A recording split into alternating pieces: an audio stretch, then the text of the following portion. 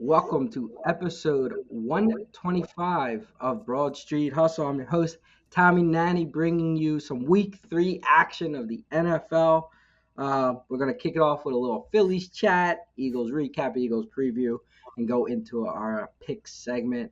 Let's go around the horn. We have Jason Sayeda. Hey Tom, what's up? We have Christopher. What's up, Jason? We have Christopher Michael Meeker. Hello. Only announced you third because it is the Eagles Saints, and we may hear you a lot this week. And we got Jimmy the Chalk. I'm fine being fourth. That's clean up. That's all right. It depends what argument you want, what side you want to argue as we get into Eagles Well, recap. I followed the rules and I saved it for the pod. All right. Well, before we start, always a word from our sponsor is Giovannina's Pizza. You tried the rest. Now try the best. And I have exciting news. NFL Sunday, we have a special offer for you. If you order online, use the coupon code Broad Street Hustle. It's a buy one, get one free large pie exclusively during the NFL season. Just use that Broad Street Hustle word in the coupon box. Is street abbreviated ST or do you have to spell it out? It's spelled out Spell it out. Street. Oh, Just like that's a the long one. show. We'll do a graphic for that for all the viewers so that they can copy and paste it. All right, let's That jump in. works. We're gonna do a quick hitter on the Phillies. Jason, I'll always kick it off to you. Why don't you lay it out what the scenario is for the Phils as far as playoffs and division and maybe even clinching that second spot and then get into it. Yeah, so they only need one game to clinch making the playoffs. So a win tonight or a Braves loss, I think, gets them into the playoffs. But the magic number to win a division is currently four, as we're taping this on Thursday night. The game they're currently playing with the Mets is 2-2. So if they split with the Mets this series, they're going to clinch the division. We are going to the game on Saturday, so our hope is they split one of these next two games and then win on Saturday. But we will see about that. So that's really the playoff scenario. They have a nice lead on the Brewers for the bye.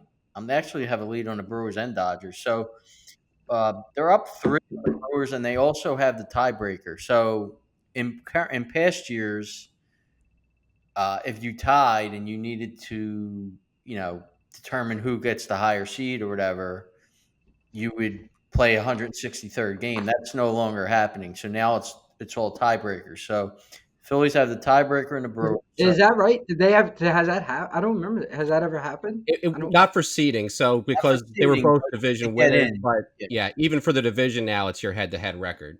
Yeah. So technically, the Phillies have a 4-game lead on the Brewers with 10 games left or whatever it is. So they pretty much should have that locked up. Now, if they want the top seed, the Dodgers won tonight, so they have a half a game lead on the Dodgers, but they do have the tiebreaker against the Dodgers too. So basically, they're up a game and a half on the Dodgers. So for my betting purposes, I want them to get the number one seed. We will see, but they're pretty solid in getting the bye. So just a couple of points I want to touch on. Yeah, Zach Wheeler the other night, like he's like a true ace, man. Like you needed a game. You're getting some shaky pitching performances lately, and you needed your ace to come in and win a game. And he just, I mean, time and time again this year, even in prior years. I mean, the guy is just a true ace. It's a shame he's not going to win the Cy Young because it looks like Chris Sale's going to win it, but he's worthy of it. I mean, he's just solid. He's going to be a big part of their run now. You could count on him in every game he pitches. A couple of negatives I want to touch on is it's just frustrating to watch his team strike out as much as they do. I mean, it's as I'm watching Taiwan Walker give up his third home run. So they're not going to win tonight, it looks like. But anyway, it's just frustrating. They just strike out way too much. I mean, I just wish if you want to swing from your heels, do it with no strikes, and maybe even shorten your swing when you have one strike, and not just when you have two strikes. Because they just up and down the lineup. I mean, I can't even. How many times did they strike out last night? Was it like 15 or something? Something. 16 in consecutive games. I mean, that's just outrageous. I mean, I mean, that's they had 16 in the game they won, right? yeah. Yeah. I don't know. I mean, I guess they're never going to do it. But to me, the right-handed hitters are not. They should be your gap hitters, your Bohms and Turners and Castellanos and JT. Let Schwarber and Harper swing from their heels, but that's never going to change. I think Estevez is a problem. Um, I don't know what's going to happen in the playoffs. I have more confidence in Hoffman than I do Estevez. Um, and then I'll just leave it there. And then if you guys want to touch on any of those points, or any of those points, Yeah, Chalky. You want to add Yeah, to well, I that? mean, the strikeouts were killer last night because they had a couple chances with guys on base later in the game to take the lead, and they didn't make productive outs. Sixth inning, the Milwaukee brought the reliever in. Schwarber, Schwarber was it? No, Turner gets a hit. Harper works a walk. The guy throws like 10 pitches to Harper, so they've got he's like 15 pitches in already. Castellanos comes up, chases a bad pitch, strike one, gets a bad call for strike two, and then chases strike three. Three pitches, he's out. And then you don't move those guys on. Bohm hits a long out to move him, and then Stott ends up grounding out. So if you would have got one of those guys over before and got him home, maybe you end up winning that game. I don't know. But the Milwaukee series, they who pitched them Monday night? Was it Suarez? Yeah, Suarez still looks like it could be a problem because he gave up 4 or 5 runs Monday night. His velocity was up. I mean, his fastball was, I think, at 92, 93 at times. But Yeah, they I did mean, say he couldn't that, pitch but well. obviously he got hit a little bit. I think he So clearly has pitched himself into being the fourth starter at this point. No doubt. I mean, yeah, you can't. I mean, yeah, sure. I mean, Sanchez pitched a great game on Sunday. He went to the eighth before he got hit for a run, right? So can't complain with the way he's pitched. And the lineup is, guys are breaking out of slumps. Harper's finally back on. He's finally hitting home runs again. So the starting pitching concerns me because you can't afford now. It's like, okay, well, if Suarez is your four and he doesn't have a good game, you're a lot less likely to just mow through these teams because you need the best games at everybody else. Wheeler will be on point. Which Nola do you get? If you get Nola last night, you'll be all right. But in bullpen, somebody suggested that maybe Estevez should only come in for saves when there's a 2 or 3 run lead, and then Hoffman should be the closer if it's a 1-run lead because he pitches better. I don't know. It was an interesting thought. I wouldn't mess around like that. But I think the bullpen, for the most part, is fine. Kerkering is tearing it up now, so he's on a roll. I think that's your. I know we tossed this around about re-signing Estevez. I think Kerkering is your closer next year. I thought he would have a good chance to move into that role by the end of the season. And obviously, they Yeah, traded we for mentioned Estevez. that last year in the off season, I guess after last year. Yeah, That was a problem. And he got hurt. He was hurt in spring training, right? So he didn't quite get the chance to win that. So, all things told, I mean, I feel pretty good about the team, but you want to make sure you're playing the Dodgers in that 7-game series because I mean they're mashing the ball, so it's going to be tough. Although they've got some injuries on the staff, which gives me a little more confidence. But I'm not worried about the team as it stands right now. Yeah, how about you, Meeker? I mean, you didn't say anything. No, I'm just. I think that the whole Suarez thing, and we've been talking about it and kind of beating it to death over the last couple podcasts. He had 100 pitches in the 5th inning. I mean, Jason, you mentioned like your 4th starter, you want to get. Well, actually, the 5th starter, like during the regular season, you want to get 5 innings, 3 earned runs, and that's not great, but at least it keeps you in the game. Well, I think that going into the playoffs, that's about what you're going to get from him. So, the lineup better be hitting during his starts. If we're going to get starts in the first round, was remain to be seen. Who knows? They could sweep or they might not have to go to a 4th pitcher. So we'll see how it lays out. See, I think what's going to happen with him is you're going to get the same thing Thompson was doing last year with him. You're going to get 3-4 innings from him, and he's coming out. Yeah. And you have to, and like I said in the last podcast, I think you have to, if you can possibly do it, depending on how the schedule lays out, have him pitch in a game where they have the next day off, But it's not always going to work out that way, but we'll see, because you don't want to tax your bullpen too much going into a game 5 if he's going to pitch a game 4. Yeah. What question we might have talked how much did the 4-starter pitch last year in the playoffs? Yeah, Sanchez pitched. In the playoffs, yeah. In the championship series, yes. Yeah.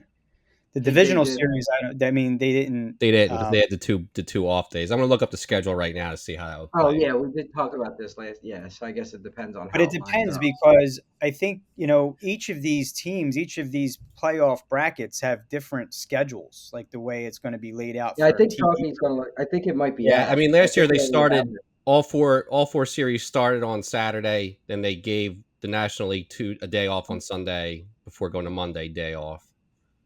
I don't think they don't want to run 4 games against NFL on Sundays. I think if I saw it right, I think this year everyone starts on Saturday, like you said, but I think National League is Sunday, and then American League is Monday, and then National League gets their days off on Monday, if I'm not mistaken, but I could be wrong about that. So there's a day off between game 1 and 2. One of the leagues got a day off between 1 and 2. I think it's the American. It's the reverse of last year. So everybody. All 4 series start on Saturday. This year, the NL plays on Sunday. So it's a 2-2-1 regular schedule for the NL. AL has a break between games 1 and 2, and then a travel day. So, right. Anyway, so you would need your fourth. You would need your 4th starter for a game 4, most likely. Most likely, right? And then they would have a day off before game 5, correct? So that's the game you would pitch Suarez, because you have to pitch more bullpen pitchers. But I want to ask you guys this question, and you tell me what you think, because the way that it works, obviously in baseball they don't reseed. If the Phillies were to be number 1, that means they're going to get to play the winner of 4 and 5. I know what you're going to say. Good. Would you rather play, and let's assume everything stays the same, San Diego, Arizona, or would you rather play the winner of Mets, Milwaukee? I think the Mets are actually the 2, not the 3 any longer. Arizona's the 3.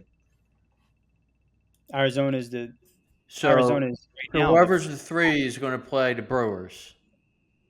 Correct. So I agree, Meeker, because I know where you're going. I would absolutely rather be the 2nd seed and play the Mets or the Brewers. I agree. I mean, they've had, obviously, trouble, you want to call it trouble, the last 3 games against the Brewers. They swept them the first time, but I don't trust them. I don't think their lineup's great. I think their pitching's like overachieving. Yep. And I think they can beat the Mets, so I'm not really worried about that. Yep. San Diego or Arizona, if it ends up that way, that's neither one of those teams do I really want to play, honestly. So I wouldn't be pushing. I mean, I know that you can't make happen what things are going to happen the way they're going to happen, but I wouldn't be pushing to be the number 1 seed because of that reason. Now, of course, if you get into a series against the Dodgers would have home field in a situation like that. So you give up home field for the NLCS. Yeah, but, I mean, the wild card's like you have no idea what the seeding's even going to be in the wild card. You don't know who the 2. We know it's going to be the Brewers, right? We know the Brewers are going to be 3rd. Yeah, San Diego is probably going to be the first wild card. No. I mean, they have a 2.5 game lead, so they're likely to get that. But the Mets and the Diamondbacks, I think, are tied. I think the Mets have the tiebreaker. They're tied. Right, Mets have the tiebreaker. Right. Okay. So the Phillies can knock them down a peg in this series coming up here, right? So they can take care of a little business with respect to that, knock them to the 6th seed, and now you play either Brewers or Mets in the 2nd series. I don't know. I mean, I would agree with that, because then even if you play San Diego, you're going to travel cross country and all that stuff. Where you probably I think it comes down to, because at the end of the day, you got to play that.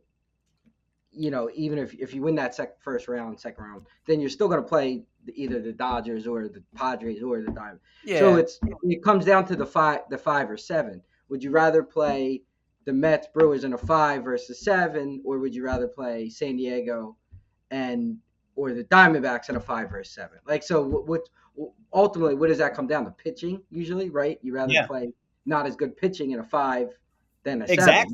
Exactly. And that's the reason why I'd rather play the Brewers or the Mets, because I don't want to see the San Diego or Arizona's pitchers in a short series. Don't want it. Right. Well, Arizona, didn't Kelly get hurt the other night? He's back. Oh, he's He back pitched now? Yep. Okay.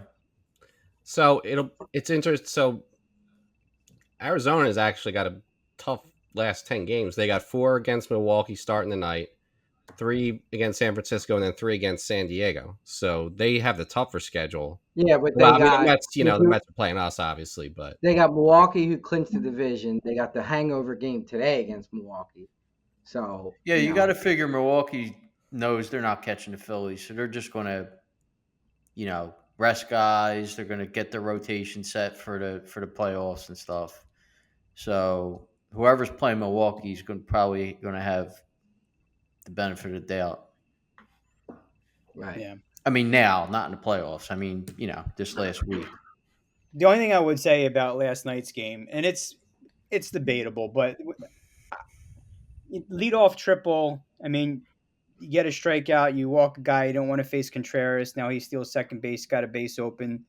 Maybe I would have walked the bases loaded, played my infield back, get a force at every base, because, I mean, that shot down the first baseline, I'm wondering if you're playing deep at first base, if Harper makes that play rather than it getting by him. But, it's debatable. You use different strategies in situations like that. I would have loaded the bases, but they didn't decide to do that.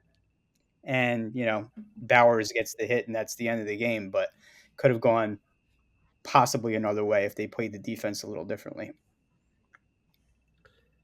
Yeah, but I mean, the only thing with that too, there's no guarantee they're winning in extra innings either, and now you're taxing your bullpen for 1 or 2 more 3 innings, and now you're going into the Mets series, which ultimately is the season is what you want to win. See, honestly, I was Now, talking to just Chalk. taking- Yeah, I was talking to texting back and forth with Chalky. Last night's game really didn't mean anything because even if they won, right. they're only up. Their magic number's 3 against the Mets. They still would have to beat the Mets twice. Yeah, they're playing right. They're playing the Last Mets. night's game didn't mean anything. I mean, it would have definitely put the Brewers away, but they're. I mean, 4 games with 10 games left, they're not going to catch the Phillies. I don't think. So, I agree. The other thing you mentioned, knocking the Mets down with this series, the Mets are only a game and a half ahead of Atlanta, and they got 3 head-to-heads next week. So if you sweep the Mets, you could be putting Atlanta in the wild card spot. And do you want that in a 5-game series? I wouldn't want to face Sale and Lopez and Fried in a 5-game series. No. So, you want to get maybe these first. You need to get. You want to get 2 of the first 3. We'll save one of those wins for Saturday. They got 4? Don't they have 4 against them? What is it? 3 or 4 against them? 4. 4. So you want to win 2 of 4. You just want to win 2 of 4 and lock up and be done with the division. Yeah. That's you don't want to sweep them. I don't think so. 2 of 4 gets you the division, and then it probably gets you almost a damn near clinch with the 2nd seed as well. Now you're still battling for that 1st seed, but we also don't think that matters all that much. Except for my bet. Except for your bet. So, but we would assume in past history that you'll probably get screwed on that somehow, and they'll finish the 2 seed. Most likely. I guess. Most likely.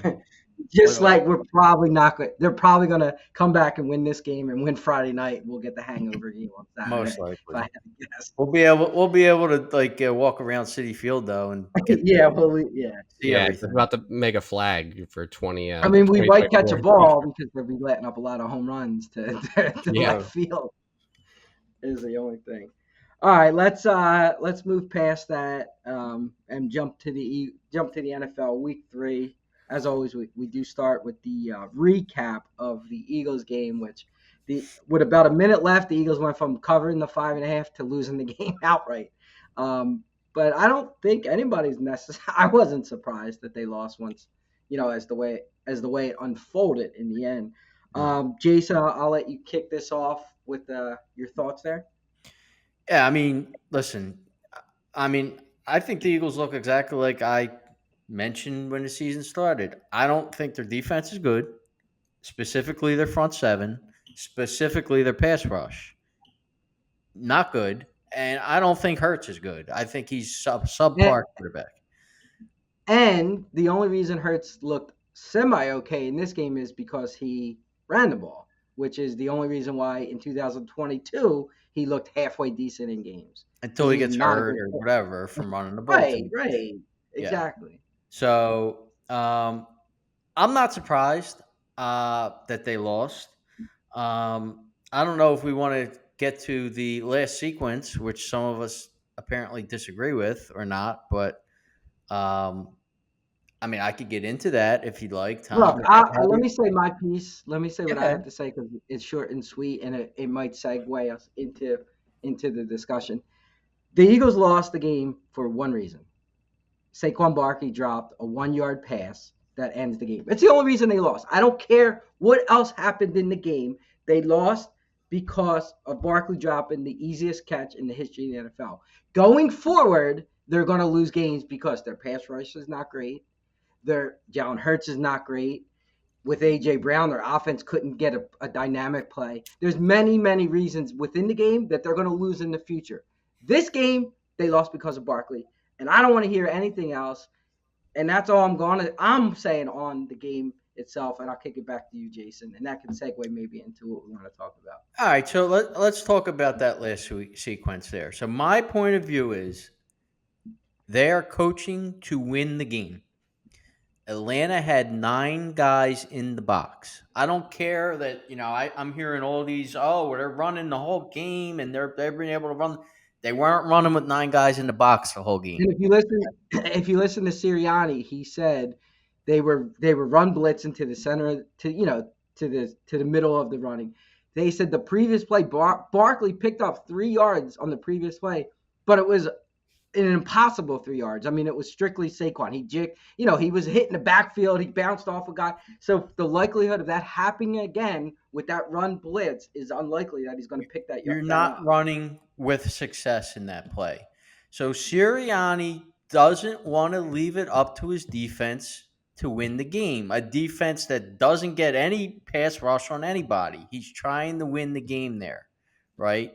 He's leaving it in the hands of Jalen Hurts and Saquon Barkley, 2 of his, if not best players, 2 of the best players on the team. He called a perfect, or whoever called it, Moore or him, called a perfect play. Play action, roll out Hurts. If the play's there, throw the ball. If not, you keep it. The play was there. Barkley's wide open. Hurts did nothing wrong. He threw the ball perfectly on time in the flat to maybe your best offensive player who dropped the ball that a pee-wee football player, a St. Monica's football player would catch. I had to catch it. I went outside after work today. My 2 daughters, we threw the ball around. She literally caught that pass every time. I'm not joking.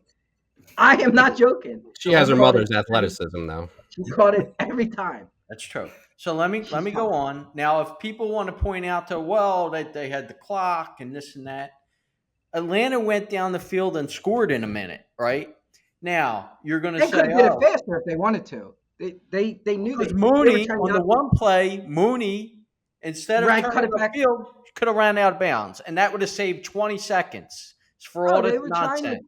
And the Falcons were trying to use as much clock so the Eagles don't get a chance to get the ball back. So they could have went as fast as they wanted to. Absolutely. So time is irrelevant. And Chalk, you might have to bleep this. Get the F out with this criticism of that play. It drives me insane. I don't get it. I don't get it. It's people talking out of their ass. And I'm done. Okay, so Chalky and Meeker, I don't know where you guys stand on this. So I'll let either one of you chime in. You know where Meeker stands, so it's a matter of you want to hear my opinion first. Yeah, well, we do know where Meeker stands, so let's see if Chalky's going to help your argument, Meeker, or not help your argument, and then we'll let you get. Well, I mean, look, by the time Tuesday morning, I was back out of the driveway. I felt my phone buzz. By the time I got to the office, there was about 65 messages in this conversation. I felt I didn't have anything to add at the time. It was the worst call I've ever seen in a foot. No, I'm kidding. I'm perfectly fine with it. It was executed the way it should have been. It caught them off guard. You bring Barkley in to help close out games. Now, yes, you probably are thinking you're just going to give him the ball in that situation. And to me, if you're 3rd and 3 and you're running the ball, you're going 2 plays unless you lose 3 yards. You're going for it on 4th down there and trying to end the game there. I would have been fine with that, but it's a little bit riskier, and I don't know what the analytics or percentages would have said. Obviously, you get the first down, game's over. Either way, I think if you run it twice, you get the first down. But you recall a play that should have given you the first down. You caught them up. It's a 9-man box. Why do you get the first down if you run it twice? They're going to have 9 guys in the box. 2 runs. They weren't stopping them on that drive no matter what. 2 runs, you'll get the first down. 9 guys in the box. That means you're willing to go for it on 4th down. I don't know that he would have. You can't say what would have happened, wouldn't have happened. I'm saying what happened. I am saying what would happen. It's easier to criticize the play because of what happened, but we don't know. I think the play call twice if that wouldn't have worked and they would have won the game that way. I think the play call was fine. It was executed by the players. It should have won them the game. There was nothing wrong with calling that play. You're asking your best players to execute. Hurts did everything he was supposed to do. Barkley did not. If you want to criticize the play calling, I would have went for it on 4th down again. And say, okay, let him come back for a touchdown. If you're that worried about your defense, go for it again on 4th down. But they did that earlier in the game. He analyzed last season every play in that situation in the entire NFL, and there was like only 2 out of 17 times that the team that went for it on 4th down was successful in that situation in getting the first down. Now, he didn't know that before he made the decision, but it helped him, I guess, sleep better at night, knowing he made the right decision to kick the field on that game. But he also said one of the decisions he made earlier was on his gut. So, I mean, it's not like he's looking at the analytics the whole time. Play, I think you have to have in the back of your mind that you're going to run it. You're going to run another play on 4th down. Why? Yeah, because I don't understand. Because if you're willing to take risk, if you're willing to take risk on 3rd down, you should be willing to take risk on 4th down. You're wrong because listen. And if they would have run the ball first, they would have taken 35 seconds off the clock leading into that 4th down play and could have used the shove or whatever to get a first down. Let me say this because I think we're still on my time here. If I'm correct, there's 9 guys when you're running the shove.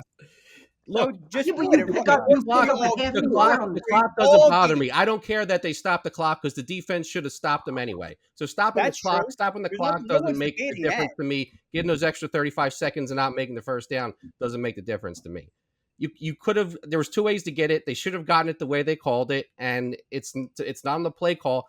Look, there were calls they made last year where it was 4th and 3rd down short situations, and the design and the scheme was just off the charts. Like, they didn't run 5 guys to the end zone here and threw up a jump ball. They used misdirection. He was wide open. He dropped it.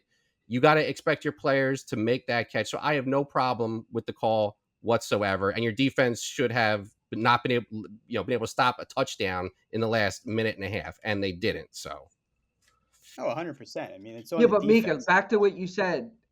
You said the way making that call on 3rd down, passing it, then you automatically know you got to go for it on 4th is flat out wrong because if the play's not there, Hurts takes a sack. So now it's 4th and 6th and not 4th and 3. It's not like he throws it away. He takes a sack. Barkley's wide open. He throws it. I'm not talking about that. I'm talking about if the play that you called ended up being what it ended up being, which was he dropped the ball, but that's not in the scenario. It was a 1-yard pass. The scenario is if it's there. You have to account for that scenario. You have to account for that. It was 1 yard. Well, but I'll tell you this: the people that criticized the call, if that play would have been run and Hurts would have ended up taking the sack, they wouldn't have criticized it because they would have ran 35 seconds off the clock. Here's the bottom line, all right? Here's the bottom line with everybody who wants to blame coaches for everything. The players are to blame sometimes. Newsflash. The players are to blame sometimes. There's no denying that. Okay. Then why is Sirianni getting blamed? It was a 1-yard pass. They're the 1,500 best. I think everyone's getting blamed in the entire world. I think everyone's getting blamed. I mean, Barkley's getting blamed more than anybody. I think he's Yes, getting so blamed should more he. than Paul. He should, And he but deserves to. Sirianni He is. deserves to.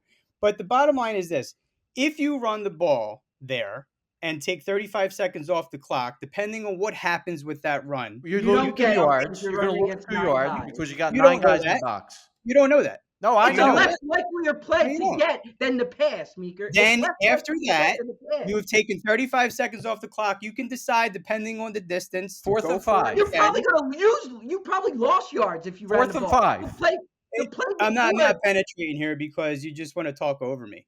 But Because you're not I making told you- sense. But go I'm ahead. making 100% sense because why am I not making sense? But everyone that I've heard talk about this play that is You know on what? Because they're national not radio, making sense. national radio that I has don't give nothing a to do with fuck. Eagle They're not fans or making anything like sense. that. What? So Peyton Manning's not making sense. Is what you're No. telling me. No. Oh, You can bring Newt wait. Rockney on this fucking podcast, and I will fight that they're Okay, wrong. you have your opinion, but other people have their opinion. I'm not saying that their opinion is better than your opinion, but it's still an opinion. You're not right. You're not wrong. It's your opinion. My opinion is they should have run the ball, taken the time off the clock, assessed what was going on. Then you could either run again or kick a field goal. But if you run again and don't get it on 4th down and you give it back to them, then Atlanta's got a minute on their own 5-yard line to get to a field goal range instead of trying to go a minute 50 with no timeouts at the 35-yard line to score a touchdown and can win. Which they Because Atlanta's not going to play the game the same way. Down 3 points.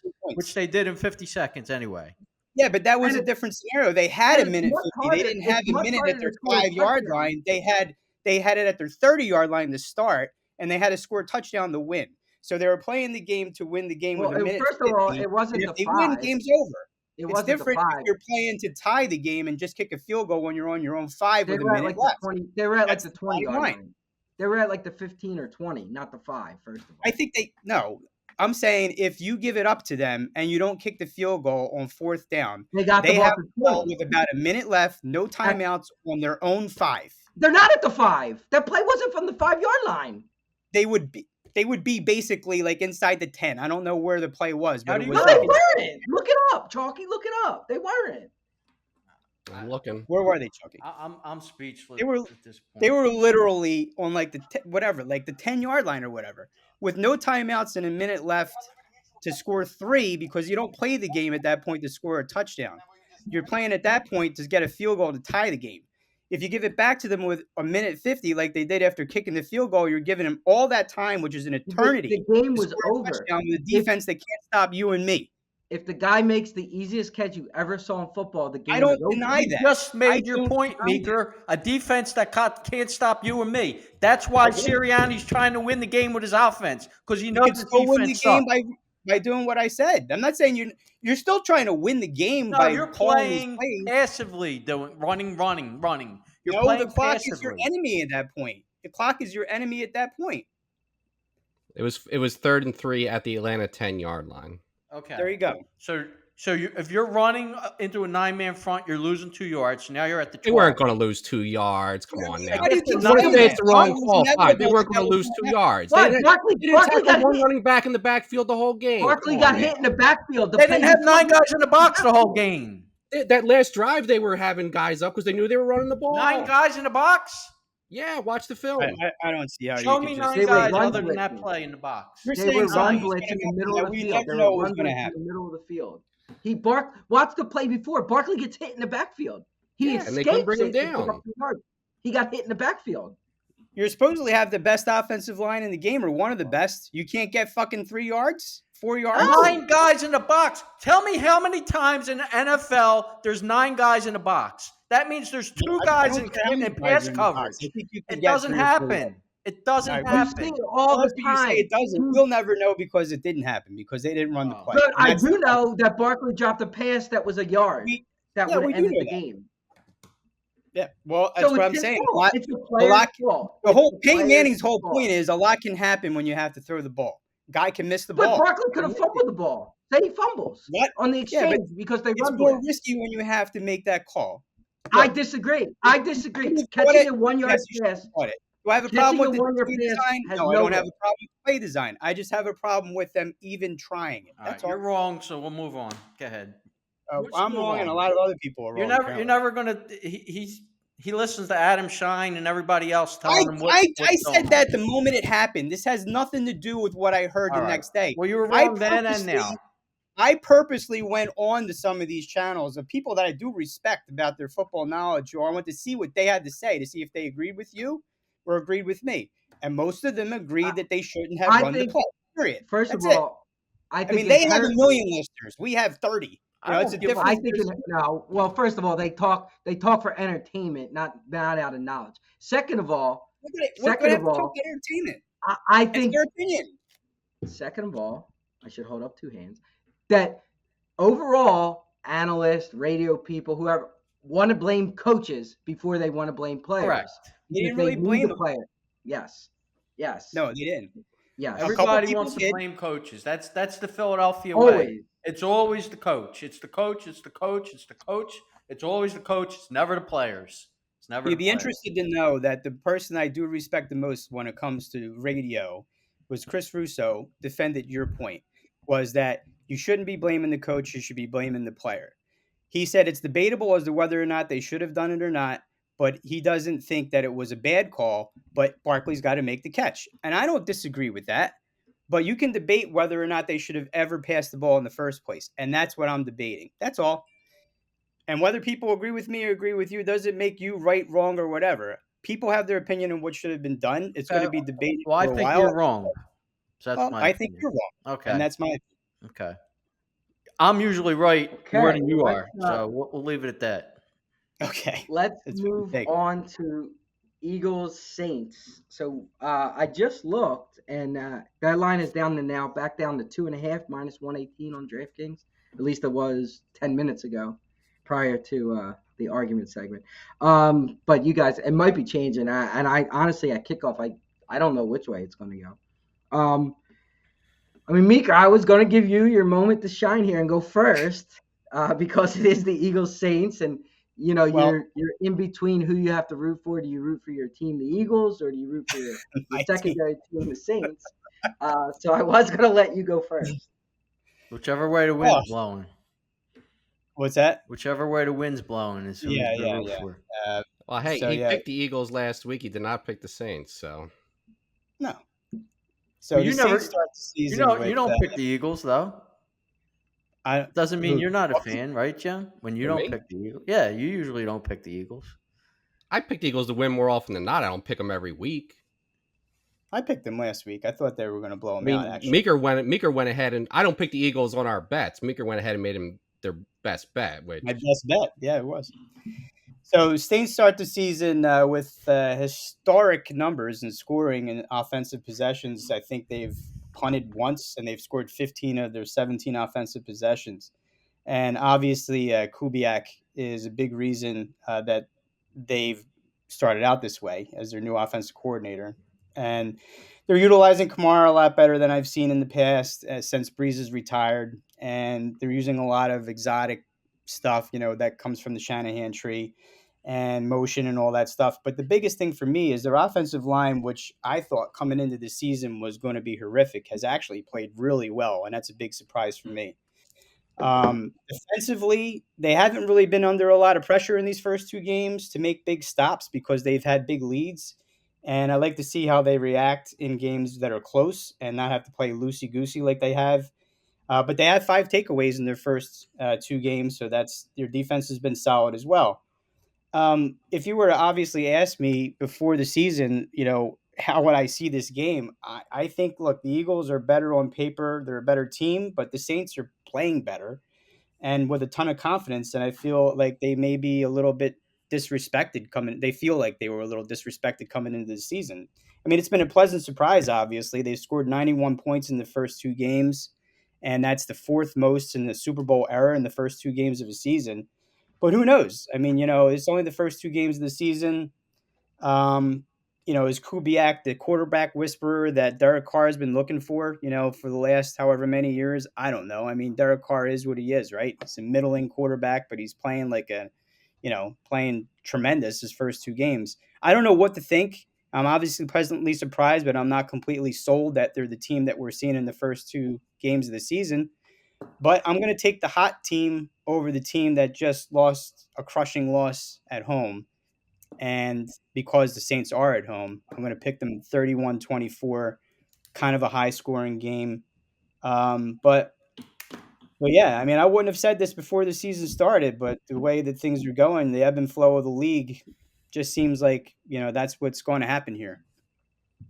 I just don't like the Eagles' offense without A.J. Brown either. I think that the reason why you saw Hurts run a lot was because, these receivers are covered and he had to make plays with his legs. So I think that's a big miss if he's not going to play this week, which it sounds like he's not. No. Jason.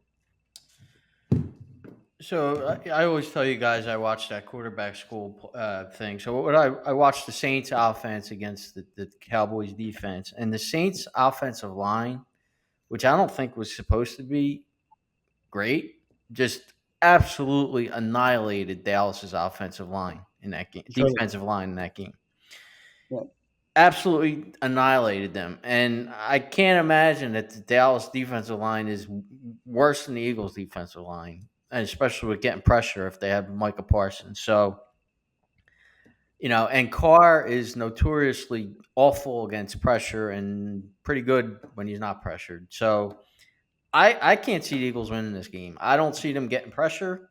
I think that defensive line is their downfall this year. I don't see it happening. I think I have New Orleans winning 27-23. All right, Chalky. I don't know that New Orleans offense is going to be as good as they've shown, but there might be a pretty good chance that the Eagles defense will struggle as much as they've shown. So, and Mika touched on it, but whatever you think of Hurts as a quarterback, this offense is significantly worse without A.J. Brown in the lineup. And I can't see the Eagles defense holding them to a low number, and I don't know if the offense can put up enough points unless the defense. I think if the Eagles somehow find a way to win, the defense needs to have at least 2 turnovers. I'll put that on the record, because they're going to have to instead of giving up field goals or touchdowns red zone, they're going to have to turn the ball over and not take the points off the board completely. I think it's 30-17 New Orleans. The only person on the defensive line that's really doing anything is Carter, and he's not getting in there because they're double teaming him because your edge rushers are giving you nothing. And, Nolan Smith and Huff can't beat tight ends on the edge. And if you can't do that, that's a problem. So they're doubling Carter, and Carter still got some pressure on Cousins, but he's not going to be able to single-handedly win them the game. So short week, go into the Dome, they'll lose by double digits. Let me ask you guys a question, because I know Fangio doesn't really blitz a lot, but don't you think he's got to start mixing in some blitzes into his defense here? That was my biggest criticism with the defense on the last drive. Obviously, they weren't getting pressure, but Cousins is still on like a leg and a half. He's got to run the hurry up offense. If you give him time, he can get stuff done, but he's not mobile. Cousins was 2 for 7, I think, on blitzes. But they only called 1 blitz on the last drive, and that was when they were in the red zone. He threw like a bad pass on like the first or second play down there. So, I mean, you can't blitz every play, but you could have mixed it in sooner, and maybe you get a fluky turnover or something, and that ends the game, or it slows the offense down a little bit. But, you had a guy on one leg moved right down the field because they got no pressure except for the one play where they did blitz. Yeah. So, I mean, one thing real quick that we didn't cover, too, is, I mean, the Eagles had a chance to win the game at the end. I mean, I seen Ryan Tannehill's of the world drive the ball 30 yards and kick a field goal. And Hurts, again, throws a risky pass, whether Smith was knocked off his route, whether he got – but, again, he throws a risky pass and gets picked off with 20 seconds left in the timeout in your back pocket. So – there's a lot of blame, and you could say Hurts had a good game. He's just not – I'm just can't. So he got hit, but he got hit because he takes forever to get the ball. Yeah, right. Yeah, that's a play. But he got hit when he threw it, but you don't need that play. You had safety routes underneath. You could have hit somebody, and even you don't need that play. He should have thrown it. So again, it's just to go after Hurts. I was. This is a tough game because I think the pre Monday night Eagles game, the line was Eagles were a 3-point favorite, Yeah. and then it flip flopped to a Saints 3 to 2.5, depending on where you look. So I do think there's a little overreaction to the Saints winning, the Eagles losing. I'm always against teams that win big the next week. You tend to see a inflated line. So I do have the Eagles covering in this game, and I can actually see them winning this game. I still don't think the Saints are a powerhouse as they've played. But I will go with the Saints to win the game ultimately, but I do think it's a very close one. I got a 31-30. Until I see the Eagles have a pass rush, stop player. I think the Falcons scored on what was it, their last 6 possessions or whatever. They either had a field goal or a touchdown. I mean, Except for they stopped the 4th down play, the drive right oh, before. right, yeah. So prior to that, yeah, that's right. That was the only drive they didn't score. So until I see the Eagles do it, it's hard for me to say I believe in them. The game's in New Orleans. That definitely gives them the advantage as well. But ultimately, I think it's just an overreaction. So when I'm playing lines, I'm looking at the Eagles to cover the spread. But I have the Saints winning the game. But I would not be surprised if the Eagles do win the game because I think they're better than they showed on Monday night. Although I don't think they're an elite team. I think they're better. And in the NFL, those first weeks of preseason football, we've talked about it. We've seen Hassan Reddick when he came to the team struggle his first 2 weeks. I think he didn't get a sack until the 3rd week or so. So sometimes these players, it takes a while to assimilate back, into their groove. So there's going to be a time where maybe their pass rush does improve. I don't know if it's going to be Sunday. So until that happens, I can't say it's going to happen. That's why ultimately I will lean as a Saints victory, but in a close game, 31-30 Saints. All right, let's move to picks. So real quick, I know Jason's going to go over some stats. I just want to go over a couple things I jotted down. So far, underdogs that are 6+ point favorites are 8-0 against the spread this year. Mm-hmm. Underdogs that are 7+ fit underdogs are 3-0 straight up. So every underdog that was 7 points more have won so far. I guess that was against the Bengals, against the Ravens, and I'm drawing a blank on. I'm drawing a blank on the 3rd one. Detroit. Detroit was a touchdown favorite, weren't they? Tampa. Detroit Dallas was a touchdown favorite last week. Yeah, it might have been Dallas actually. Now that you say it, Against the Saints. Yeah, it could have been Dallas. And then real quick, there are 29 quarterbacks who have thrown at least 20 passes. So, I mean, how many games have we played? It doesn't even seem like we played that 32 games. Have thrown for less than 200 yards. Yeah, the quarterback play is abysmal in the league. It's unbelievable abysmal. how bad it's been. It's bad.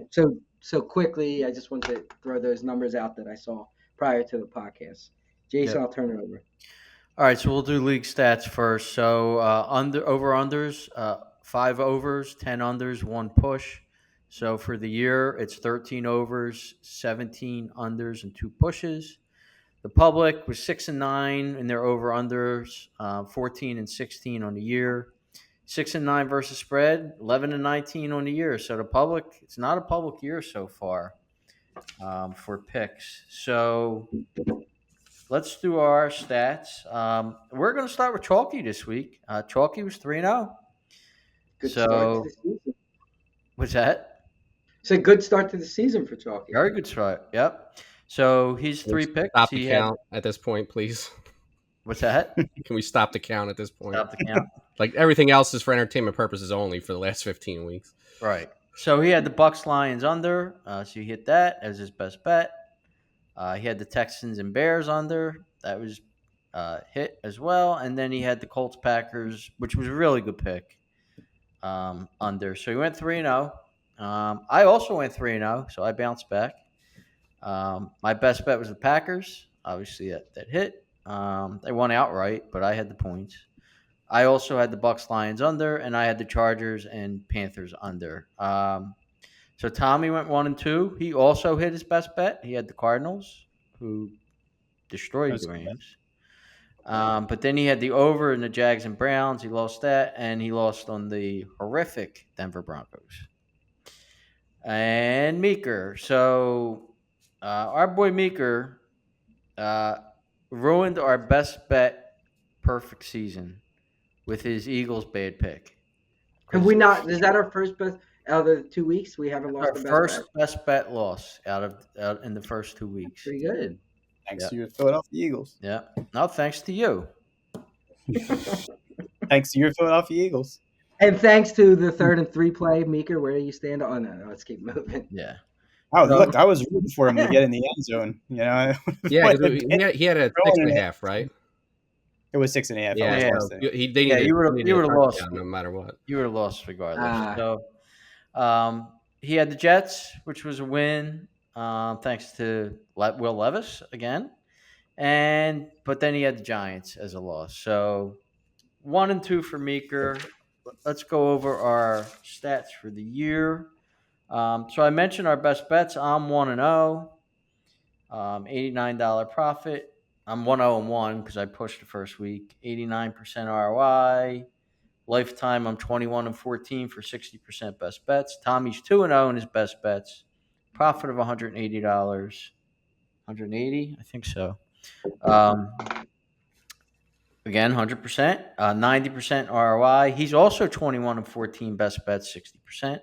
Chalky is 2-0, $183 profit, 100% win percentage, 92% ROI, 21-16 with 57% win percentage lifetime. Meeker 1-1, loss of $9, 50% win percentage, -4% ROI, 16-20 best bets. Meeker 44% lifetime. And for our lifetime records, I'm 66-44, $1,580 profit. I'm back to 60% win percentage, 14% ROI. Tommy's 55-51, $128 profit, 52% win percentage, 1% ROI. Chalky's climbing back. He's 54-58, loss of $819, 48% win percentage, -7% ROI. Meeker 53-55, loss of $711, 49% win percentage, -7% ROI. So all time now we are now profitable. We are 228 and 208, $177 win percent, $177 profit, 52% win percentage, 0.4% ROI. All right. And all right, let's get the picks then. So I'm too tired to even think of it. So Chalky, just go first. All right. First pick involves the aforementioned Denver Broncos. We're gonna go under 41 in the Broncos Buccaneers matchup. That's -112. Second pick is going to involve one of the aforementioned terrible quarterbacks that throws for 100 yards a game. That's Justin Fields and the Pittsburgh Steelers. We're going to go under 36 in the Chargers Steelers game. That is also -112. And then third is going to end up being Texans at the Vikings under 46. That's -108. So all totals this week, huh? Is that right? I mean, it worked last week, but like you said, the offenses are really struggling, whether you want to credit it to the preseason not being a preseason anymore or what. But, Justin Fields has 200-something yards and 1 offensive touchdown for the Steelers this year, and they're 2-0 because they played 2 really, really bad teams. Okay, Meeker. I'm going to go a couple totals here, too. I'm going to go under in another game with 2 quarterbacks that aren't playing very well. And that's under 43.5 in the Bears-Colts game. That's -112. Glad I didn't take that one. Chalky, we need a check. Yes, that was my fourth pick. That's correct. Okay. So this is episode 125. Remind me, which site are we using again? Is it DraftKings, Meeker? ESPN bet. Borgata. I'm going to take look, I mean, you talk about overreactions. I don't know, Atlanta winning that game. They're home, but they're playing the Chiefs, and their Chiefs are only given 3. All right. I'm going to take the best team in football -3. I almost took Atlanta, and I should have, but I'm not going to change my pick. Take them. I'll book it. What a bad Joe Public pick this is. But go ahead, Chiefs What is it? I don't look. I don't believe in Joe Atlanta. Public, what is it? Chiefs minus what? Joe? Three. Minus Three. 3. Minus 112. Chalky. I can't see them losing correct. that game. I just can't. And I'm going to take another total, and that's under in Vegas, Carolina. I don't know who's even starting for Carolina. They've benched Bryce Young. Andy That would Dalton. be Andy Dalton. Andy Dalton. He's back. Oh my God. All right. So I'm going to take under 40.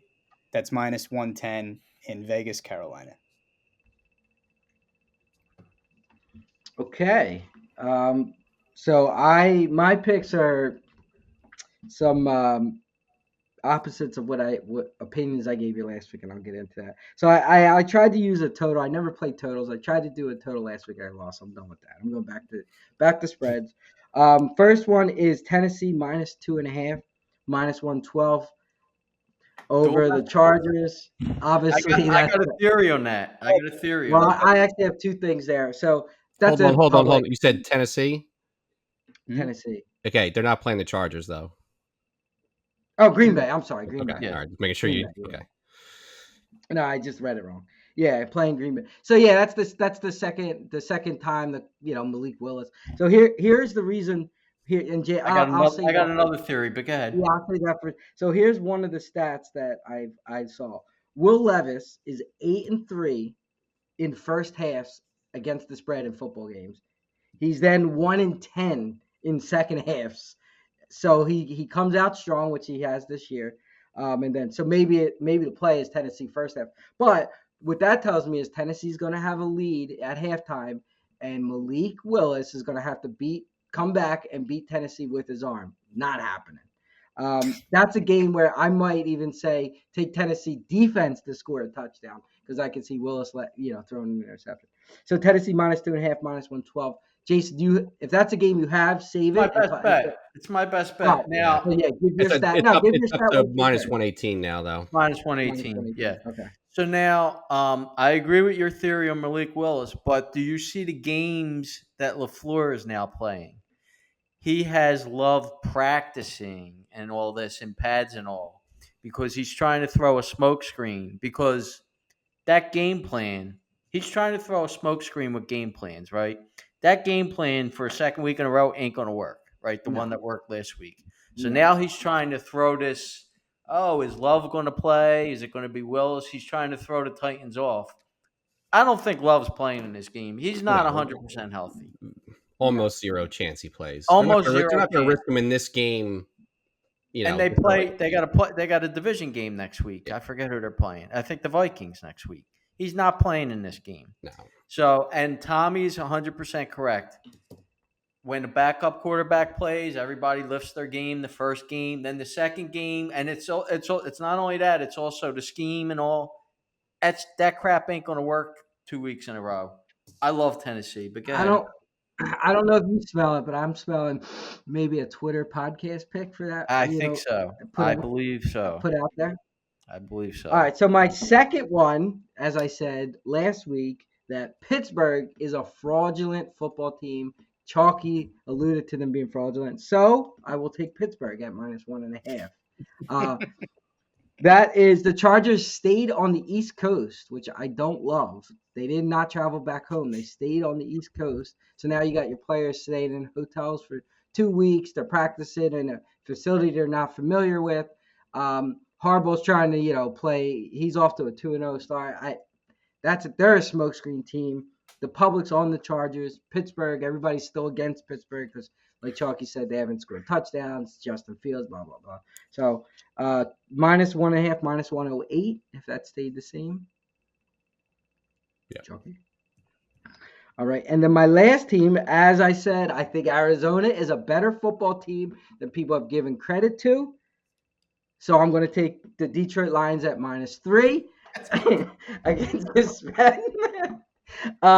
That's another public pick for Arizona's. Everybody, the public's on them. Here's some quick stats for that. Lions have won 8 consecutive games against the spread when they lost straight up. Goff is 17-8 with the Lions when he lost straight up against the spread, obviously following a loss. And Campbell's 17-9. I guess Goff didn't play in one of his games. I don't know. So yeah, that's just a Detroit, and that was minus 3 minus 102. It should be 102. 102. It was 102 when I wrote it down. So Yes, 102. All right, and there are my 3 picks, Jason. I mean, 2 of the 3 sound like we're similar, so go ahead. best bet is the Titans, as we already mentioned. My second pick is the Lions. I love the Lions in this game. I love both of my first 2 picks. I really do. Lions are winning this game. Arizona is somewhat of a fraud still. I mean, they're better, but Lions are winning this game. And then I went under in the 49ers Rams, 43.5 minus 112, I think it is. Yeah. I think McVay's going to just run the ball like crazy. I think Shanahan's also going to run the ball, right? I mean, I do when we get to our bets, I do think Ayuk might score, but I think Shanahan's going to be very very heavy on the run game as well. So I see under in that game, and they're my 3 picks. Okay. All right. Well, this is the time where if you got any picks, you can give them out. This is the time where Chalky just picks one out of his ass real quick to give out. But they are 2-0 so far this year, so we got to give him credit. No, Jay, he's 1-1. But honestly, He's 1-1. these are He ones. lost. No, he I hit lost. both. no, he hit both. He had Brown. He had AJ Brown Brown scored in and the first game, and Devontae Oh, scored okay. I in the think last meant game. for our touchdown bet because I think. Oh he no, lost. not the touchdown bet. No. I mean, this is the But those are when actually we guys do I did put thought into it as I thought they might score. So for the It Eagles, don't look like it. I don't. What into it? no, I People did. can't see your face on YouTube. I can. It don't look like it when I For the Eagles this week, I think Dallas Goedert gets in the end zone because people are talking about why isn't he getting the ball, so they'll make an effort to get him the ball and get in the end zone. I mean, actually, quickly, I before we end it, we have time. I wanted to do like a quick fraud or not fraud thing. So Dallas Goedert, I mean, he seems to be a fraud as a tight end anymore. He's like non-existent for like 2 years now. Are they just not going to him, or is he not getting open? Like what? I mean, don't know. It's hurt clearly or are not. Yeah, not I going don't to know. him. They were throwing the ball more than Herbert. Calcaterra was getting the ball more than him. Justin Don't Herbert, cover where we Actually, where yeah. we Let were me go fraud back and revise that. An Eagles tight end gets in, so if you want to bet Goddard and Calcaterra, one of them will score. Hold on, let me keep going here. Justin Herbert, where are we at with fraud or not fraud on that? I think with Harbaugh now he's got no excuses. So like I think Harbaugh runs like Roman and Harbaugh are going to run the ball. So like I'm not going to say his first 2 games. I mean they're 2-0, so I'm not. I can't call him a fraud because he's being asked to do less, and maybe that's good enough. That's what I'm trying to say. He's got less. He's got less than he's had in the past 2. Yeah, I think it's a different offense this year. Now, if he comes up small, then yeah. But I think he's being asked to do less, like Chalky said. All right, and then one last thing, Trevor Lawrence. I mean, at this point, I'm starting to think he's a fraud. I'm out on Trevor Lawrence right now. I'm starting to think he's a fraud. Let's see what they do against the Bills because I actually like them against the Bills this week. I was gonna say like I mean not with Lawrence in general, but we picked the Jaguars last year to win that division, and I went back to the well this year. I think you did too, Jason, with Jaguars. Mm-hmm. And I don't know. I mean, I'm not blaming it all on Lawrence, but other than the win against the Chargers in the playoffs, I have not seen this guy come up big in a big situation in 2 years. I think he's questionable at best. So I don't know if he's a fraud, but I think that he's just maybe what he is. He's like kind of a mid-range quarterback in the NFL. And then 2 last things, and I'll lump them both in. Derek Carr and Sam Darnold, are they? I mean, not fraud, but are they? Did they? Or even Baker Mayfield, I'll throw in those 3 guys. Did they turn a corner? Are they now becoming quarterbacks, or are they? It's just 2 games, and it's just we know what they are. Yeah, you guys can go. I want to speak on Derek Carr for a second. I mean, look, he's had some good years in Oakland when he played there, and someone brought up the point of a guy like Rich Gannon who didn't actually turn into a really good quarterback until he had a good offensive coordinator and a good scheme behind him when he was with the Raiders with Gruden. Someone was saying like a guy like Kubiak comes in who's a really quarterback-friendly offensive coordinator puts him in the right spot, he can be better than he has been. Do I think he could end his career like Gannon-like for the rest of his career? Because Gannon didn't become good till he was like 34 years old, and Derek Carr's right around at that age. I don't know if he's turned the corner. I just think that, we call quarterbacks system quarterbacks or non-system quarterbacks. Sometimes the system makes you a better quarterback. And if you can succeed in a system that makes you a better quarterback, you look better. Do I think he's more talented than he ever has been? No. I mean, he is who he is, but the system has helped him a lot so far. We'll see. I mean, we're only 2 games into the season, so we'll see. You nailed it. Go ahead, Chalky, but I'll I mean, for me, of those 3, like if I have to pick a fraud, it's Darnold. Only because Mayfield has put together decent years, gotten to the playoffs. Same thing with Carr. Darnold played on some bad teams, but he got replaced by Zach Wilson, who then got replaced by Aaron Rodgers, and he lost his job to Baker Mayfield, right, in Carolina. Didn't event you get swapped out or whatever, but so Darnold's got the best receiver in the league on his team. Maybe that's helping, but of those 3, I don't think Darnold's going to be a long-term answer for Minnesota. So I would go with. I think Mayfield. Maybe Mayfield is starting to find his way back to being a halfway. One thing I will say, Tampa won that game, but if you look back at Mayfield's numbers, they really weren't that good in the game against Detroit. And he's got 2 very good receivers and a good back too.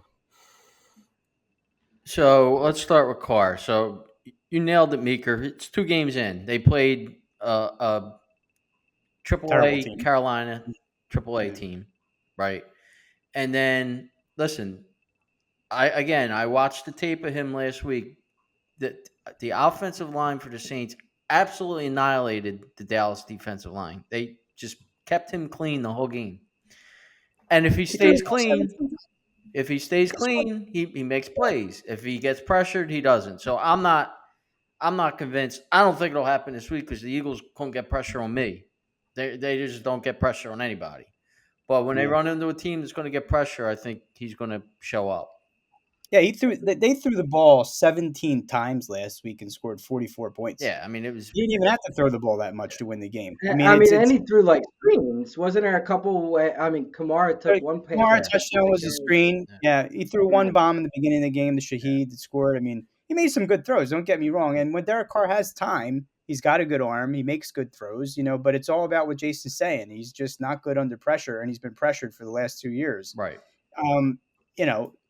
Any quarterback, though, right? Any quarterback who but a quarterback. I mean, clearly he's awful under pressure. Like Purdy is great. Like if you look at Purdy versus the blitz and all, he's great. Carr is horrific. Like he's specifically horrific against any pressure. Yeah, and sometimes the quarterback, it's knowing where to go with the football before the pressure even gets to him. Correct. There's no pressure. It's also the scheme. It's also your offensive coordinator makes a big difference. If you have a good scheme, well, he's a good coordinator. He's in the right spot. Right. And then enough with the Saints. Let me continue. Enough. Darnold played against a AAA Giants. Right. And if you look at his stats last week, he had a 95-yard touchdown to Jefferson. Other than that, he really didn't do too much. Right. So he remains to be seen. Mayfield, I'm starting to believe in him a little bit. And I think he's slightly above average. I don't think he's great. I don't think he's bad. I think he's slightly above average. Slightly. Very slightly. But he's serviceable. One thing I'll give Mayfield credit to is his. I mean, you can call it on the field, off the field, whatever. He's like gritty now, where the team around him wants to play with him. Yeah, he's not like that cocky kid anymore. Probably like he's a leader. Yeah, you know what I mean? Yeah. So he turned the corner. So I give him credit on that. I think he bounced around with 4 teams in 2 years, and he just needed consistency. He just needed consistency. That'll break some people, but give him credit for toughing it out. Well, I mean, age helps. Okay, you get older, you get wiser. I mean, that really does help, especially in the quarterback position. You might lose some of your physical ability, but the brain can take over. All right, Jason. I so Chalky. You said pick any tight end in the league. Go for a tight end on the Eagles. If you want a non-Eagles game, Chris Godwin in that Broncos Buccaneers game. All right, and I think Ayuk's going to score this week. I'm going to go with St. Brown this week. Yeah, So we do our picks. So I do have both my guys have scored. Tommy's 2-0. I believe the rest of us are 1-1. Oh no, Meeker's 0-2. Me and Charles are 1-1. He picked a guy who had 3 carries the first week, and I don't know who'd you pick last week. Cooper Kupp. Nah, I picked Cooper Kupp. Injury. Yeah, he got hurt at Yeah, halftime. thank you. I'm done with fantasy football again because 2 weeks in I'm 2-0, but all my guys are hurt, so forget it. I'm done. It's easier not to play fantasy football. Yeah, just don't do it. I got roped into playing this year for the first time in 20 years, so I scored 190 points in one league, and I didn't even start. I think 2 of my guys didn't even play. So this goes to show you. One league. How many leagues you in? Wait. One. I got roped into 2 leagues. 2 leagues. 2.